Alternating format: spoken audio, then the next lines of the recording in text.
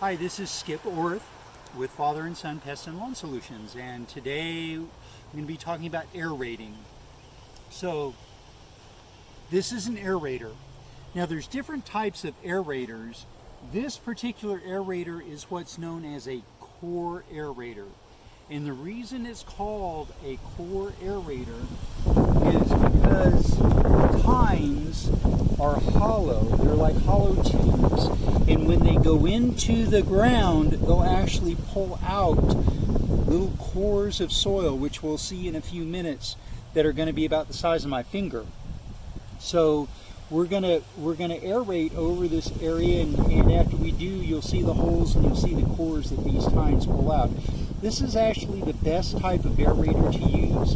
The other type of aerator is called a spike aerator, and instead of having tines that are hollow like this, they just are solid spikes, and all they do is poke holes in the ground versus actually pull cores of soil out like these do. This is the best type to use. Now, let's take a look at this area that we're going to be aerating. This is actually an area of my lawn, and it's an area that has struggled for a long time. As you can see, it's not as green and it's not as vibrant as the rest of the lawn. So what I'm going to do is I'm going to aerate this area probably once a month over the growing season and add a little bit of fertilizer to this area in order to kind of perk it up. What aerating does, it actually loosens the soil so that micro pockets of air and moisture and nutrients can get in around the root system of the grass and allow it to take those elements up and grow and be healthier. This area is probably struggling because it has all these trees around it. These trees compete for water, nutrients, sunlight, and whenever you're growing grass and trees in the same general area, the trees are always going to compete with the grass, and the grass is going to suffer for it because the trees are bigger and stronger than the grass is.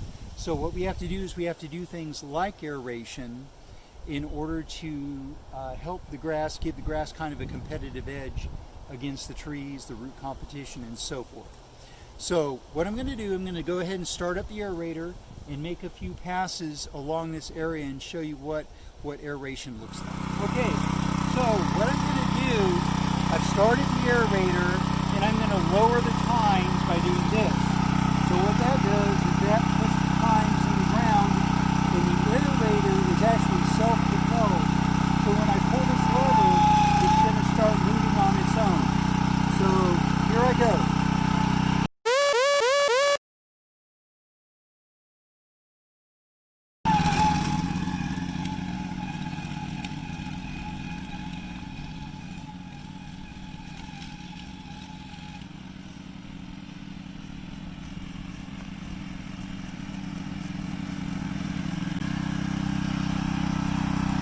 Now once I've made the first pass with the aerator, I want to turn it around and go the other way.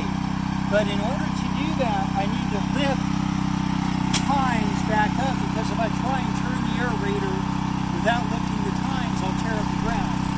So I'll lift the tines,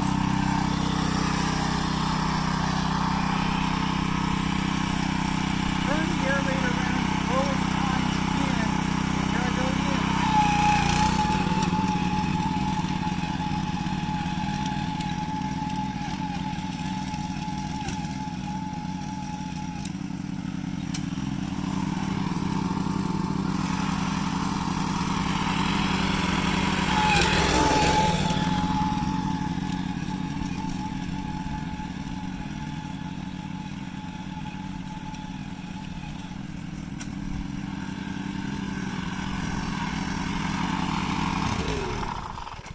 Okay, so here are some of the cores of soil that aerator has pulled up, and you can see the holes about the size of my finger, and these are the cores.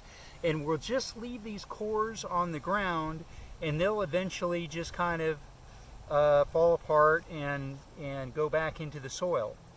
Now, You want to make sure that you don't leave any gaps between the rows that you're aerating. You want the rows to be right on, or even a little overlap is okay. Even if you want to aerate one direction and then come back and aerate the other direction, that's fine. It's really hard to aerate too much in one session, so just make sure that that you make the passes close together and that you get a lot of these cores out of the soil. Now, as these holes begin to fill in and collapse, it just causes a chain reaction in the soil and creates micro pockets of air, and that will hold oxygen and nutrients and fertilizer for the grass to help for the grass to just be healthier. So that's how you aerate. That's how you aerate a lawn, and usually, you want to aerate a lawn like a lawn that's weak, like mine is a good example of when to aerate. Or if you have soil compaction, maybe an area that's not draining real well, areas with a lot of root competition. Those are all examples of when you need to aerate. Okay, thank you very much.